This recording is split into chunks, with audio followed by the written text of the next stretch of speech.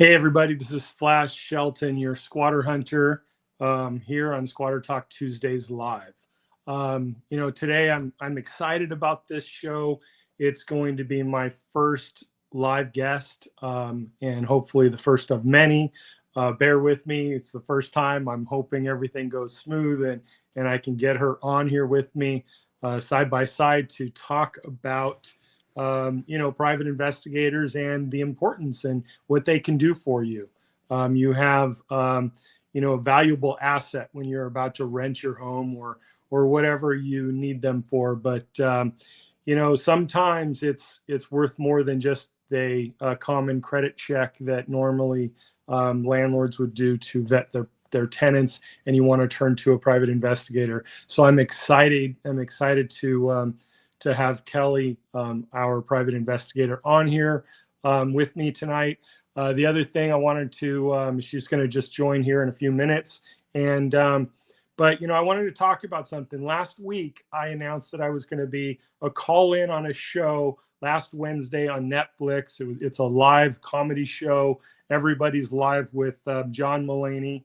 And I want you guys to watch that show and let me know what you think. I haven't watched it yet. I was supposed to originally be a guest on the show, and then I had to withdraw actually being on stage on the couch with them, and I became just a caller instead. And I haven't brought myself to actually watch the show. It was not the experience that I was expecting.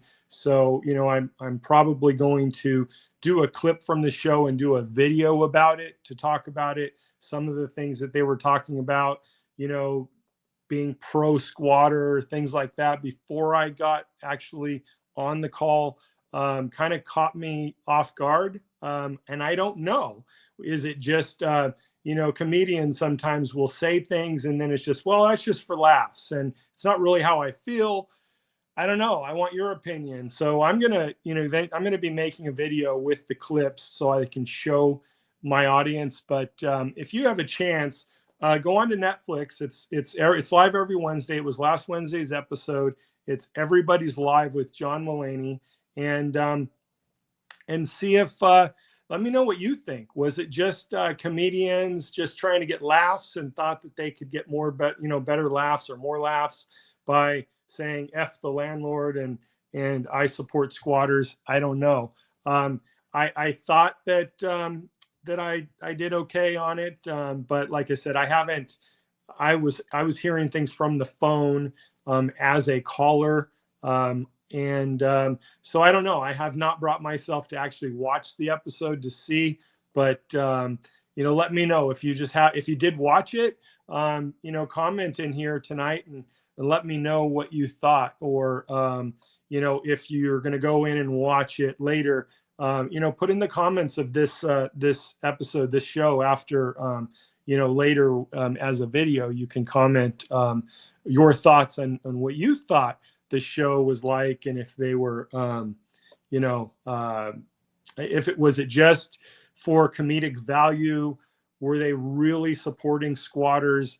They did go into this thing. They had an attorney on there talking about squatter laws and things, and so outdated. Like, it bugs me when attorneys are like, okay, I'm going to read the law and I'm going to learn the law and I'm going to just talk about the law. But the truth is, we're not talking about squatter laws that were written in the 1800s. We're talking about squatters today. Squatters today are not trying to own a home. And there was an attorney on there, and that's what he was talking about is, adverse possession and what it takes. And I was like, there's a different type of squatter, the ones that we're actually dealing with today. And those are the ones that are not trying to own a home over the course of paying the property taxes for 5 years and doing improvements and all that stuff.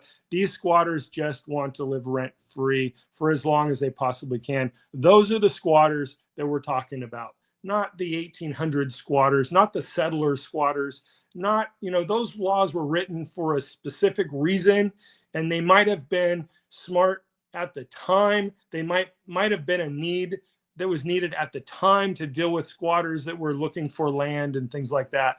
But anyway, enough about that. But yeah, go on. Like I said, I'll probably do a video showing the show. But if you do happen to watch the show, chime in. Let me know what you thought of the show. So, I will.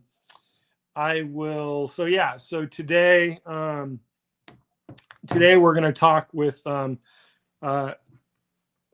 We're going to talk with private investigator Kelley Coelho. Oh, she's here, and we're going to bring her on. She is with BNC Investigations out of California, and I'm excited to have her here. She is waiting backstage, and I'm going to bring her on right now. Let's see what this takes to get her on here. Can I get her on there by just pushing that? Add to stage. There she is. There she is. Hey, how's it going? Hi, Kelley. Hey, thanks Hey, for joining me. Oh, there you are. Little glitch there. that's okay. Thanks for joining. I'm so excited. You're my very first guest, and looks like I did it right. I invited you, and you're on here. And I actually even created a banner for you. Let's see here if I can put that Oh, up. look at that. I feel special. There you go. So hopefully I spelt everything properly, and things like that. I have been, I'm with age. I have an issue with my eyes, and I have been like doing these, and sometimes I'm pronouncing people's names. I'm calling, Maria, Mario, and things like that. So I'm just avoiding wearing glasses, on a regular basis. So it would not be beyond me to get something like that wrong, or miss an O or an E, or something like that. So Yeah. so your last name, is it Coelho? Yes. Okay, then I pronounced that right. So Kelley, thanks for joining me on here. I just you provide such an important service, and I wanted to highlight that, and I wanted to talk about the importance of private investigators, and doing more than just a typical credit check on and some of these homes, these people, it's an asset that they can't afford to lose, and they can't afford to keep sometimes. So I definitely promote doing more than a credit check, because a lot of times I find out that people did a credit check, but if they would have just done one other step, further, then they would be avoiding that whole process. So Kelley, I have some questions for you, but this is totally not, this is just low key. I want you to be able to talk about anything you want to talk about as well. So you're going to have free reign here. Okay. This is not, Yeah. me in control. I like to be the one to drive typically, so I don't give up control there. But right here, if you want to talk about something, feel free. So why don't you introduce yourself? Absolutely. So my name is Kelley Coelho. I'm with BNC Investigations. I started out my private investigation company because actually I started seeing there was so many issues that when people, like I was actually noticing a lot of systemic issues, whether it's, shortfalling on background checks. And then, I've been able to see a whole lot from my lane. And that's kind of why like my business has gotten so big. I've been able to do multiple investigations with, a lot of school districts and a lot of people that maybe if they actually took that one extra step, just like you're saying, Flash, that, they may have not fallen victim to certain things.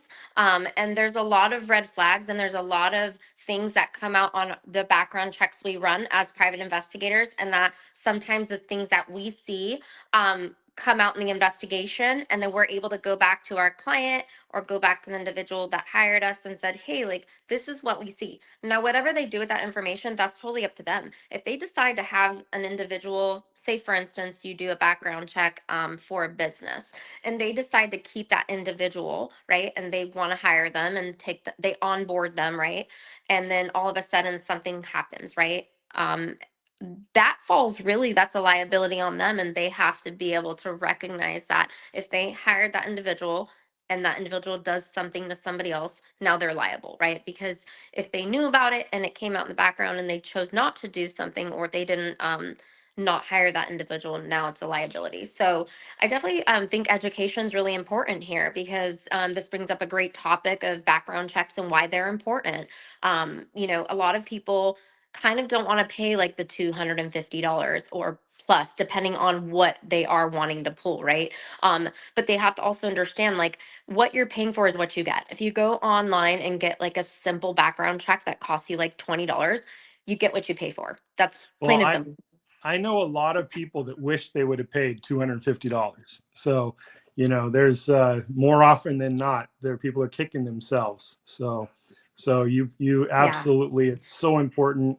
Whether they use us, whether they use you, it's something that people should look into. And I think everyone has tried those simple, cheap online get a search thing, and it you walk away from it wondering if it's accurate or not, or if it's just happened to pull information from someone else with the same name. So, Yeah.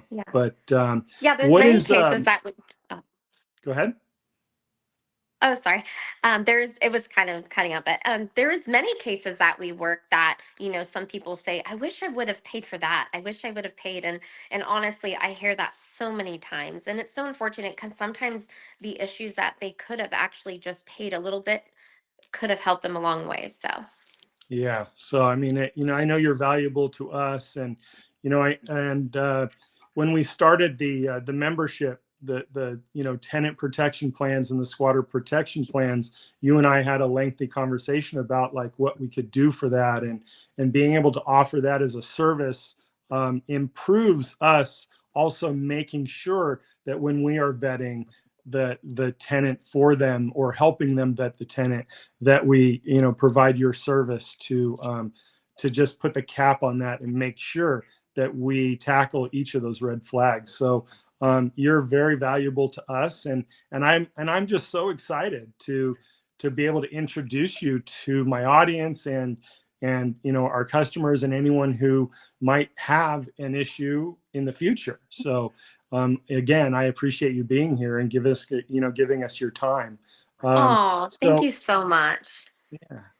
So what would be something that you would recommend focusing on? So if we have someone that a homeowner is about to, whether they're using our service or not, but they reach out to you from this and say, hey, I'm looking at this person and possibly renting my home. What might be your main focus? What are you looking for?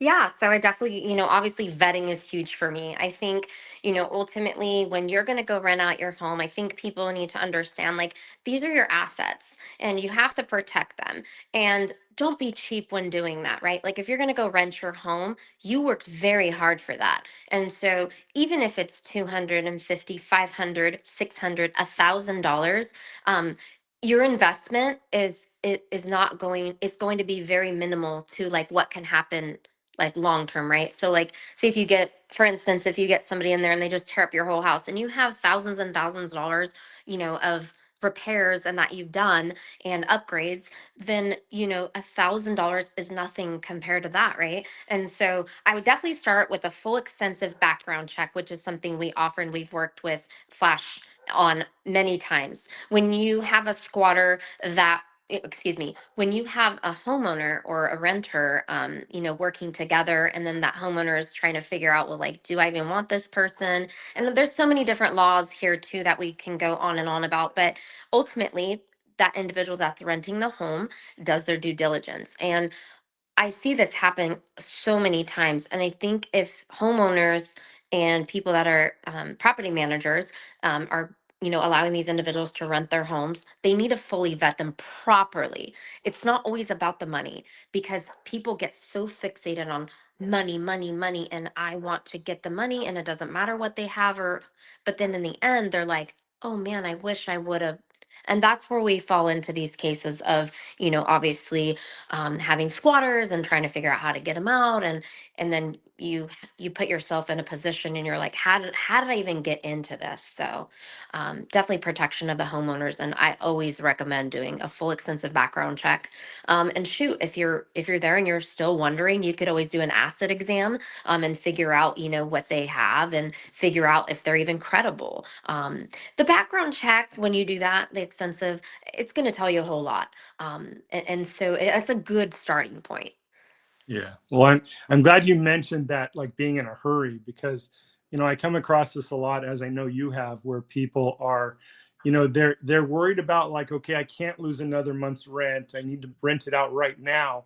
And they will it's like online dating and settling for somebody. It's like they're like in a rush and they're just settling for that tenant because, you know, from the, outside or whatever, they look good, or they have a good story, or something, and then they just rush into it. I have situations where I'm like, what do you mean you didn't ask for a copy of his driver's license? I mean, do we even know the real names? They're like, well, I googled.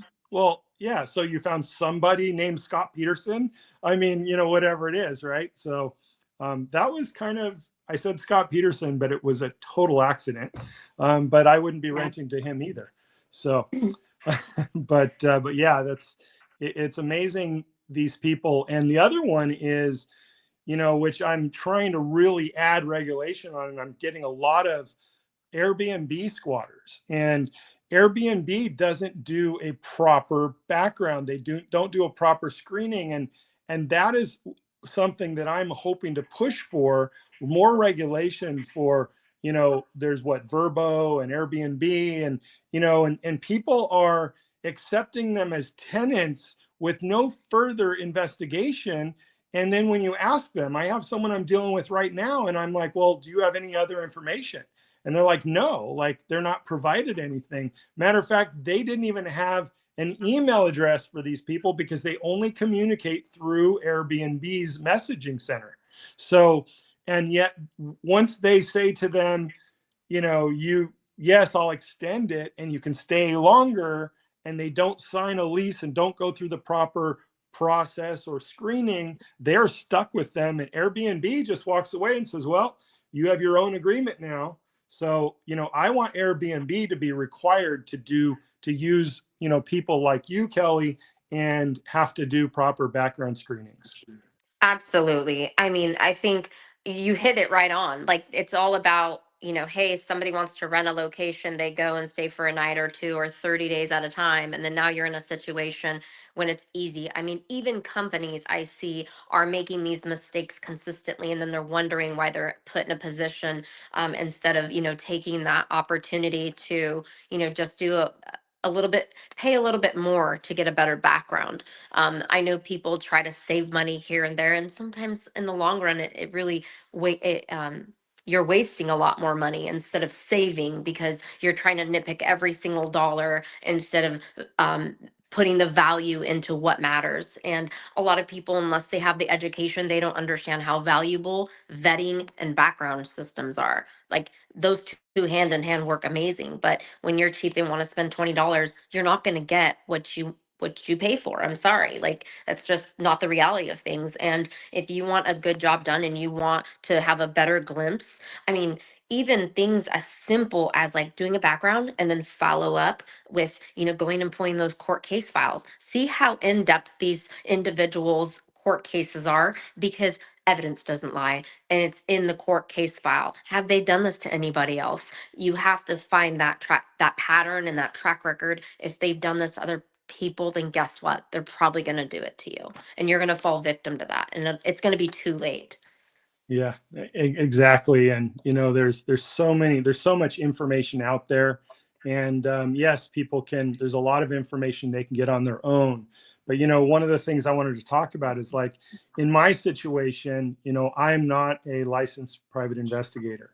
I do some of my own checking initially, but we have to do background screenings not only on the the renter, the squatter, but in some cases, we're actually doing screenings on the homeowner because we want to make sure that we're getting the truth. And, and I have always been from day one all about doing everything above, I mean, everything within the boundaries of the law. So everything from reaching out to them to going out to the property. I have law enforcement with me. I always meet with law enforcement. And when it comes to private investigation, um, every state has their own laws. And although some states are, pretty similar, they all have laws in regards to what you can do as far as credit check. You need permission to run a credit check. Some states, to do a background investigation, you don't need permission. And there are some states that, you're limited, like you have to be licensed to do certain aspects of your job. And so, having Kelley be there for us, allows me to be able to push off some of those roles that in that state I may not be able to do on my own. I might do an initial Google search just like everybody else, or I might do, something that is, I have a program that I can put stuff in and I can get a lot of things. But if I need to fine tune it because there's a gray area there, or there's something that I'm not sure about, then Kelley's my go-to. And, and that's what this is about. Not only for me to talk about that, but also to introduce, Kelley and BNC Investigations. And Kelley, tell our audience, you're based in California, but if they reach out to you and you're not physically in another state, can you still do a background on somebody in any state? No, so I'm licensed in California. And basically, if we have to do an investigation out of state, we have to notify the bureau and also the other bureau in that state, the licensing agency. And so, depending on the case and how it goes, but background checks, yeah, I'm licensed only in California, so that means I can conduct business only in California. However, if we are going to work a case that obviously maybe has generated in California, we have to go outside. We just have to notify the licensing agency of that. But Okay. yeah. Because I've found a lot of times, like I have a case right now that most people are familiar with, that the pastor Denise case, where she started out basically doing this stuff in Florida and has a history and a track record and a trail all the way from Florida to California. And so you open up this wormhole basically, and you're like, okay, I start in California and I'm investigating this, but now this has taken me here, taken me here, taken me here. And how do you deal with something like that? Yeah, so I dealt a lot with that when I did fugitive recovery. And I honestly think that there's a lot of laws that need to be changed for private investigators because ultimately we're trying to help like hold these individuals accountable. And I know a lot of people misunderstand us because it's like they're going to get all the dirt on us and da da da, and ultimately it's just like we're just trying to provide some kind of justice and have a little bit of more of a light into what's really going on. I saw a lot of this with like future recovery when we've had to chase individuals from state to state to state to state. And, obviously you go all over the place, right?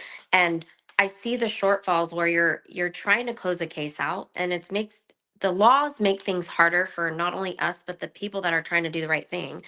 And ultimately, we have, sometimes we get a lot of heat, but in the end, it's like we're just really trying to provide justice for a case, whether it's somebody that's squatting or, somebody that's running from the law or whatever that is.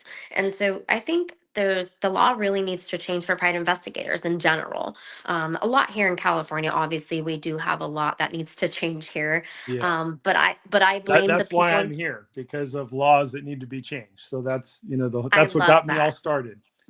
Awesome. I love that. And I think a lot of the issues have to do with the people that you elect in office and the individuals in Sacramento. I think we need to be more vocal and we need to hold these individuals accountable so we can do our jobs comfortably and so that we're not, people are not trying to out us or we're just trying to do the right thing and shed light. And when individuals don't want us to do that and they're putting, they're putting their little roadblocks and not allowing us to do our job. Now I start questioning, like, okay, well, why are you not doing that? And so I think It's who you elect to put in political positions that have that control. And so, if individuals are supportive, awesome.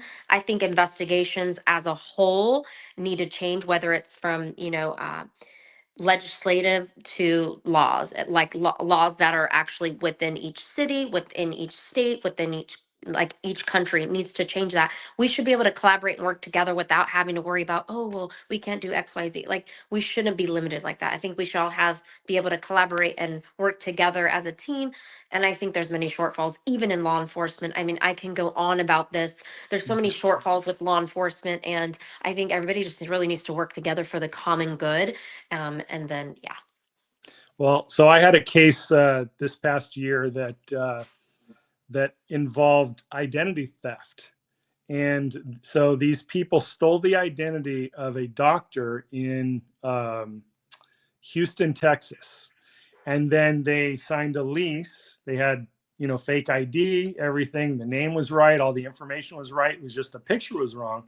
The homeowner, or building owner in this case, ran a credit check, ran everything, did everything, and everything came out super clean, perfect, because it was based on the identity of a doctor who had good credit and everything.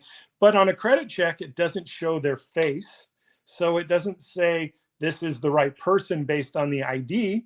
And now they rented an apartment in Los Angeles, California, not in Texas, right? So now, speaking of laws and working together, I could only get them out based on the fact that they signed a lease and it wasn't really them. And I was able to get them to leave. But a lot of people chimed in. Why can't they just arrest them? Why won't they arrest them? But LAPD had no jurisdiction for identity theft in Houston, Texas. So, that there's a lot of laws that need to change. And, if somebody was to just sit down and just use common sense and look into all these things, we might be able to write a whole new book. I love that, Flash. And honestly, I think it's a lot of the people in Sacramento that are trying to block us from doing many things. And ultimately, yeah, I think people need to use common sense mentality and really, really, really dig into all this stuff that's going on, because I'm sorry, we can feel bad for people and try to hold their hand all day long, but that's not going to solve the problem. Let's just be very honest with you. I think we can help people, but we can't just keep bottle feeding everybody, because what's going to happen? They're going to get used to that. And then, they're going to think that's normal. And I call it, well, it's enabling, right? You're enabling them to stay stuck in that box and not get out and grow and do things for themselves. Unfortunately, that's kind of what our world's come to, and I think we need to change some things and really get back and scaling back and really taking a lens and saying, okay, what's really going on here? I mean, homeless populations are up, and squatters. I mean, when did you ever hear about squatters? I mean, this never happened before. Now we're getting all these things that are popping up, and you're like, I mean, awesome for you, right? I Because you're started making. that. I started that. Exactly. I mean, Yeah. and then it's just like, what, all these things. And I guess it's cool because, obviously you've made it, a business and you're doing this as a profession, but still, like, doesn't that sound kind of crazy that you had to start a business for something that you never thought would happen? But these are because of the laws in California that are limiting you to actually, Yeah. or limiting the homeowners to not being able to go after these people fully. And it's really unfortunate. I actually worked a squatter case, and that is when I was really starting to be passionate about the whole squatter thing, because I'm like, this is so cool. Like, it reminded me of my future recovery days. And so when I had went into the house and nobody else could get this person out, and it was kind of an unfortunate situation. But what I really did is really went into the home and kind of, they would not listen to anybody, and they basically said, if law enforcement isn't here, I'm not going to listen to you, and you're nobody, and blah blah blah. Oh, okay, okay. I'll let you think that, that's awesome. Yeah. Long story short, they thought law enforcement was going to do anything. So I went in there a little bit stern, and said, I'm not sure how this is going to happen, whether it's law enforcement or myself, but you're getting out today. Like, I hope you understand that. You're getting out today. And they just looked at me. I'm like, no, I'm serious. Like, I know you've said this before, like, you're not getting out. And law enforcement included, and all these other people were scared to get them out.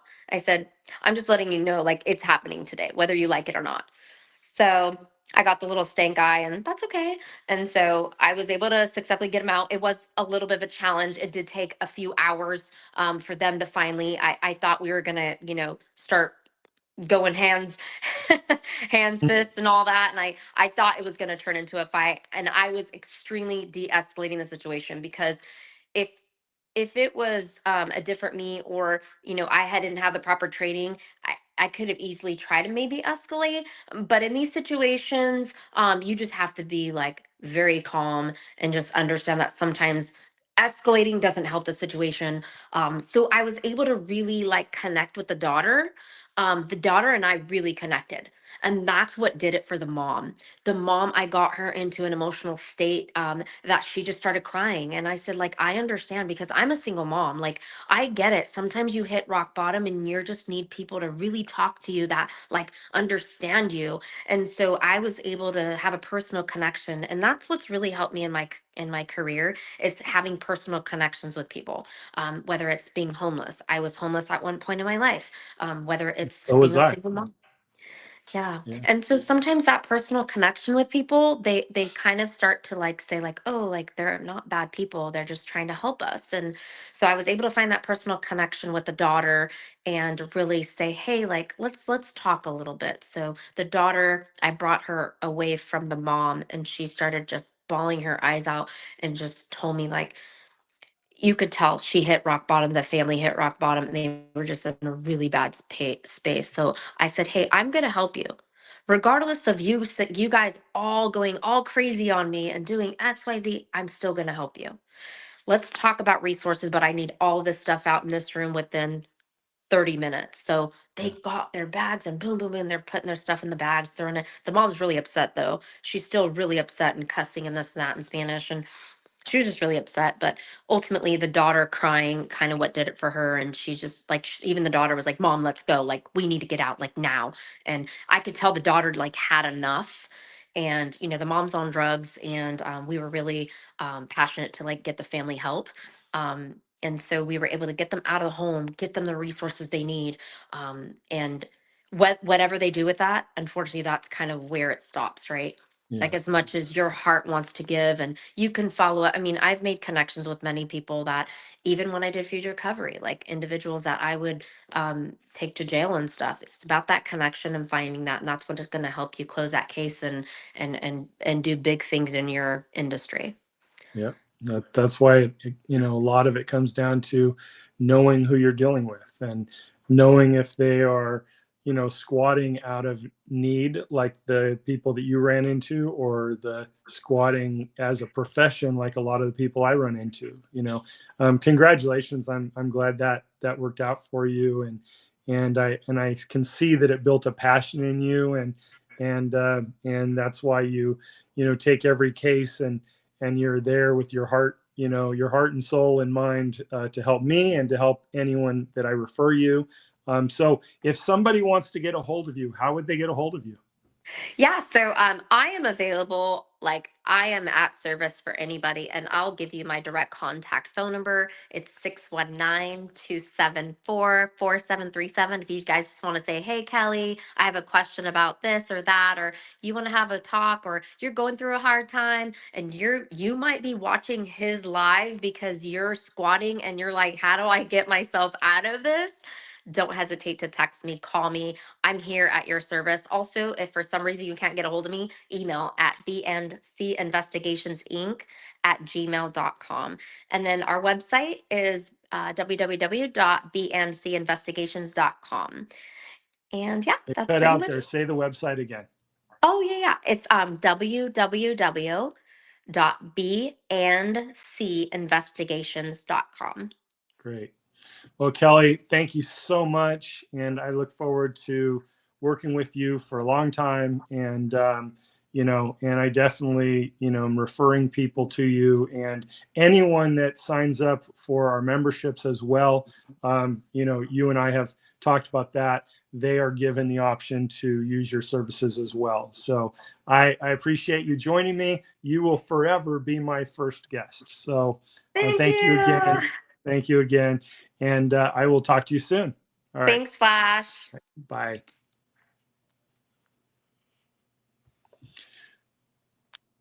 All right. So that was good. That was nice. First guest. We didn't have any questions, any live questions, or else I would have gone to those. But yeah, no, I'm gonna close up for tonight's episode. But I want to say, it's property. It's not worth your life.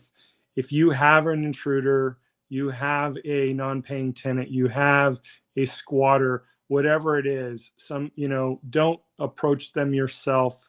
If it's a tenant and you have a history with them, always have a camera going. Don't be accused of something that you can't defend yourself. But just remember, use law enforcement. Call law enforcement and let them assess your situation and do the one thing that they can do.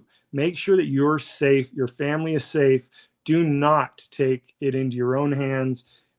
It's not worth risking your life. So do that. And if they tell you, once they tell you it's a civil matter and there's nothing you can do or they can do, then, go on and email me, go on to squatterhunters.com, get a hold of me. Let's schedule a Zoom and let's talk it out. Let's figure out your situation. Let's assess it. Let's determine if they have tenant rights or not, and, steps to go to move forward. And I may have some outside the box ideas for you. So yeah, so that's it. All right. Thank you for joining. If you came to this late at all and you missed anything, this broadcast will repeat, and then it will also turn into a video for a later audience. So stay tuned if you want to watch the repeat. And anyway, thank you guys. Love you all. See you next Tuesday for Squatter Talk Tuesday Live.